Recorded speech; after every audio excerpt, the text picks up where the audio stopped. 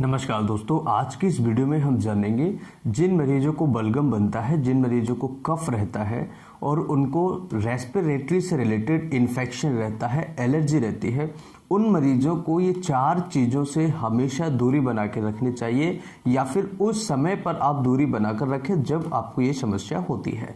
तो ऐसी कौन सी 4 चीज़ें हैं जो उस व्यक्ति को नहीं खानी चाहिए जिन मरीजों को बलगम बहुत ज़्यादा बनता है या जिन मरीजों को एलर्जी की शिकायत है। तो विशेष तरीके से इस वीडियो को मैंने रिसर्च करके बनाया है क्योंकि काफ़ी ऐसे लोग हैं, काफ़ी ऐसे मरीज़ हैं जो जानते ही नहीं हैं कि हमें क्या खाना है और क्या नहीं खाना है।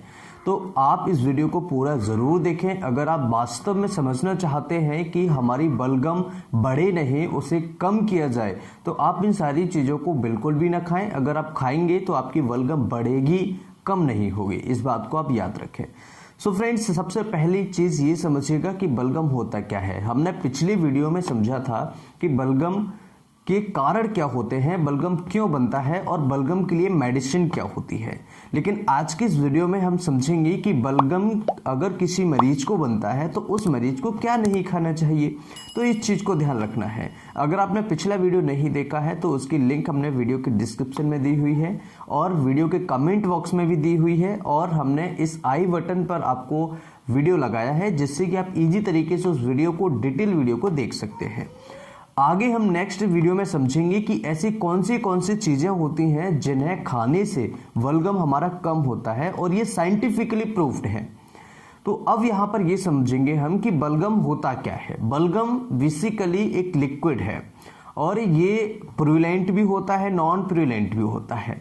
अब ये प्यूरिलेंट और नॉन प्यूरिलेंट का क्या मतलब है? प्यूरिलेंट का मतलब होता है कि उसमें पस हो सकता है और नॉन प्यूरिलेंट मतलब कि उसमें पस नहीं है। जो बलगम है हमारा, उसके अंदर पस भी आ सकता है और उसके अंदर पस भी नहीं हो सकता। तो बेसिकली जो बलगम ये बनता है, ये बनता कैसे है?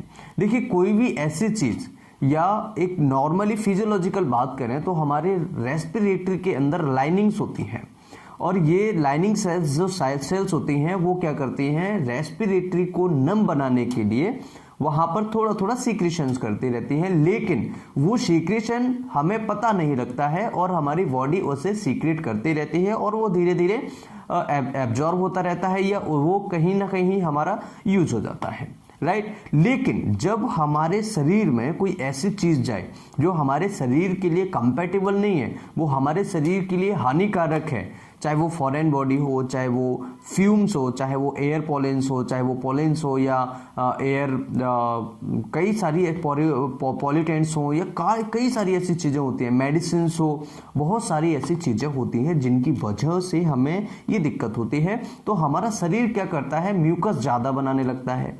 अब म्यूकस ज़्यादा बनेगा तो उसके अंदर क्या क्या चीज़ें हो सकती हैं, यानी कि जो म्यूकस की डेफिनेशन है वो क्या है।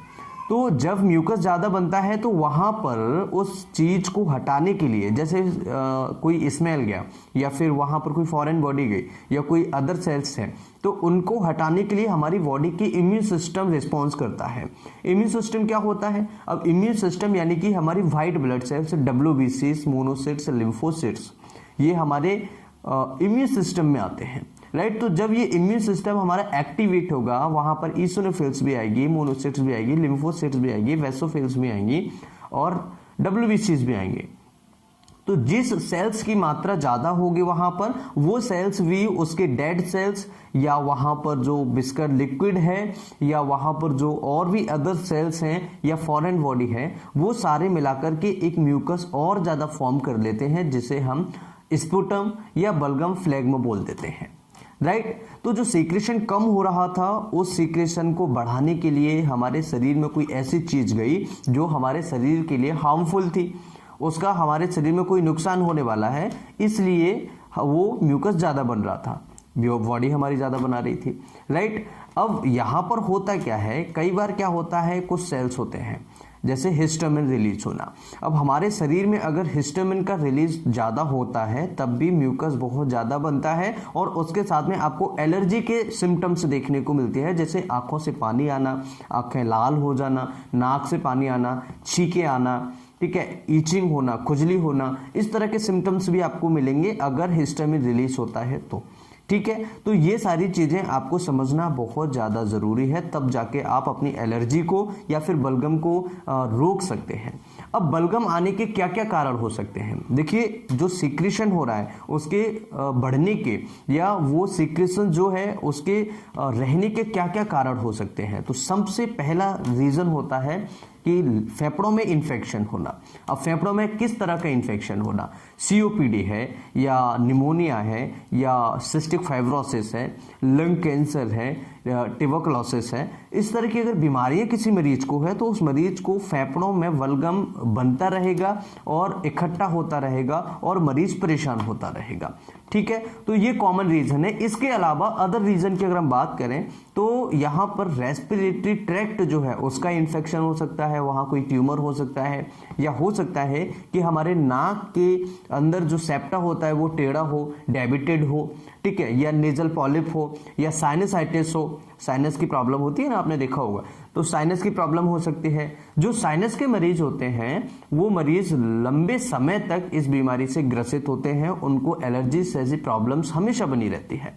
तो उसके लिए भी हमने कई सारी वीडियोस बनाई हैं। अगर आपने प्लेलिस्ट चेक नहीं किया है तो आप प्लेलिस्ट चेक कर सकते हैं, और आने वाले टाइम में भी हम इस तरह की और वीडियोस बनाएंगे। तो आप चैनल को, अगर आपने अभी तक सब्सक्राइब नहीं किया है तो इस तरह की वीडियोस देखने के लिए चैनल को जरूर सब्सक्राइब करें। इसके कोई पैसे नहीं लगते हैं, फ्री ऑफ कॉस्ट है। फ्री ऑफ कॉस्ट आपको हम ये इन्फॉर्मेशन दे रहे हैं जो कि रिसर्च बेस्ड इन्फॉर्मेशन है, साइंटिफिक इन्फॉर्मेशन हम आपको फ्री ऑफ कॉस्ट दे रहे हैं। किसी डॉक्टर के पास अगर आप बैठेंगे तो वहां पर इतनी सारी इन्फॉर्मेशन, जानकारी आप सभी को नहीं मिल पाती है, क्योंकि किसी के पास आजकल समय नहीं है। ठीक है, तो ये हम लोग अपने रूटीन टाइम में से समय निकाल के आपको ये सारी वीडियोस प्रोवाइड करा रहे हैं। इसलिए आपसे निवेदन यही रहेगा कि चैनल को जरूर सब्सक्राइब करें, वीडियो को जरूर लाइक करें, और अपने आसपास के लोगों को इस वीडियो को ज़्यादा से ज़्यादा शेयर करें, उनको भेजें, उनको पता लगे कि ये सारी चीज़ें होती क्या हैं और इन्हें हम कैसे ठीक कर सकते हैं और क्या हमें नहीं खाना चाहिए। तो पीएनडी एक कारण था, पीएनडी एक कारण हो सकता है, साइनसाइटिस एक कारण हो सकता है, या फेफड़ों का कारण ना होते हुए आपको गले का कोई इन्फेक्शन हो सकता है। इस तरह के कारण आपको देखने को मिल सकते हैं। अब अगर बात करें कि हमें कौन सी चीजें नहीं खानी चाहिए, तो सबसे पहली चीज होती है दोस्तों दूध से बनी चीजें, यानी कि डेयरी प्रोडक्ट्स। जितने भी डेयरी प्रोडक्ट्स होते हैं ये क्या होता है, हमारी बलगम को, हमारी जुकाम खांसी को, कॉमन कफ कोल्ड को बढ़ा देते हैं। इस चीज को आपको बिल्कुल अच्छे तरीके से याद रखना होगा। आप कहीं भी आपको सर्च करना है, कहीं भी आप रिसर्च करना है, आप रिसर्च कीजिए, सर्च कीजिए, आपको पता लगेगा कि जितने भी डेयरी प्रोडक्ट्स होते हैं उन डेयरी प्रोडक्ट से आपकी बलगम बढ़ती है, स्पुटम बढ़ता है, एलर्जीज जैसे जो लक्षण होते हैं उनमें अगर आप लेंगे तो आपकी जो समस्या है वो बढ़ेगी, आपकी समस्या कम नहीं होगी, आपकी समस्या बढ़ती ही जाएगी।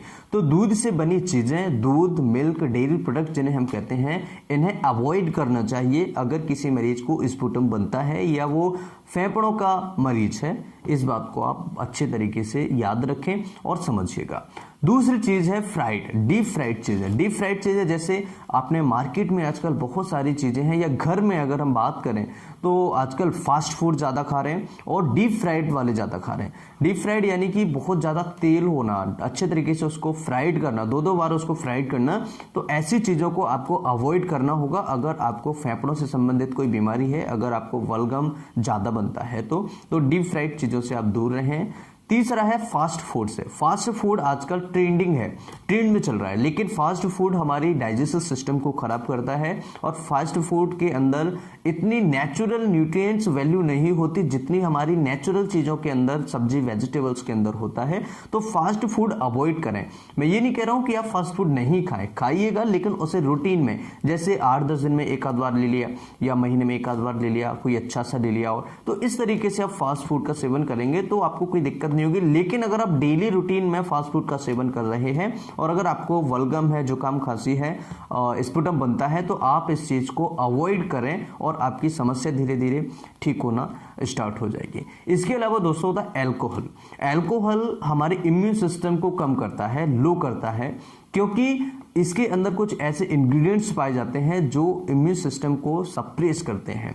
तो जब भी आपको जुकाम, खांसी, बलगम जैसे शिकायतें होती हैं तो आपको अल्कोहल की जो डोज है वो कम कर देनी चाहिए, या फिर आप इसे अवॉइड करें उस टाइम ड्यूरेशन के लिए जब तक आपको ये समस्या चल रही है।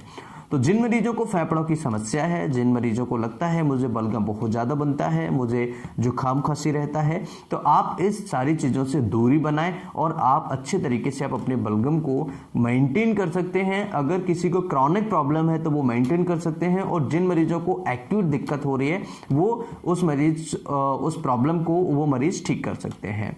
तो आज के इस वीडियो में बहुत स्पेसिफिक तरीके से हमने 4-5 चीज़ों के बारे में समझा। नेक्स्ट वीडियो में हम ये समझेंगे कि हमें क्या खाना चाहिए और क्या नहीं खाना चाहिए बलगम वाले केस में। तो अभी हमने ये समझा कि क्या नहीं खाना चाहिए, लेकिन आगे हम समझेंगे, सीखेंगे कि हमें क्या खाना चाहिए जिससे कि हमारी बलगम कम हो सके, और डिटेल में रिसर्च बेस्ड ऑथेंटिक इंफॉर्मेशन के साथ में हम वीडियो को डिलीवर करेंगे। इसके साथ में कुछ और चीज़ें जैसे कि शुगर ट्रीट्स हैं, या हम कहें कि जो शुगर शक्कर से बनी हुई चीज़ें हैं, मीठी चीज़ें हैं, उन्हें अवॉइड करें। इसके साथ में एक इम्पॉर्टेंट और मैं आपको बताना चाहूँगा, जूसेस, जितने भी जूसेस होते हैं उन जूसेस को आप अवॉइड करें, क्योंकि जूस आप किसी भी तरह का अगर आप जूस पिएंगे तो आपको बलगम बढ़ेगा और आपकी समस्या बढ़ती हुई चली जाएगी।